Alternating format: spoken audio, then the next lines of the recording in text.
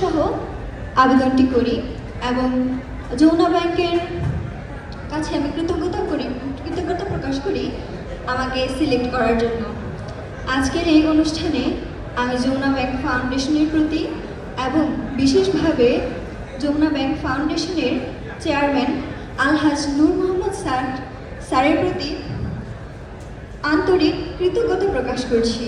তার দূরদর্শিতা ও মানবিক উদ্যোগে সুবিধাবঞ্চিত শিক্ষার্থীদের মাঝে পৌঁছে যাচ্ছে শিক্ষাবৃত্তির মতো অমূল্য সহায়তা।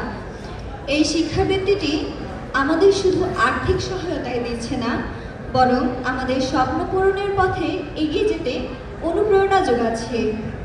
আমি বিশ্বাস করি সম্মানিত আলহাজ নূর মোহাম্মদ স্যারের এই মহান উদ্যোগ ভবিষ্যতে আরও অনেক শিক্ষার্থীর জীবনে আলোর দিশা দেখাবে। তার প্রতি রইল গভীর শ্রদ্ধা, আন্তরিক কৃতজ্ঞতা ও শুভকামনা। তিনি যেন আজীবন এই যমুনা ব্যাংক ফাউন্ডেশনের চেয়ারম্যান পদে অধিষ্ঠিত থাকতে পারেন। তার উত্তরোত্তর সমৃদ্ধি ও সুস্বাস্থ্য কামনা করে আমি আমার সংক্ষিপ্ত বক্তব্য শেষ করছি। সকলকে আবারও জানাই নমস্কার ও আদাব।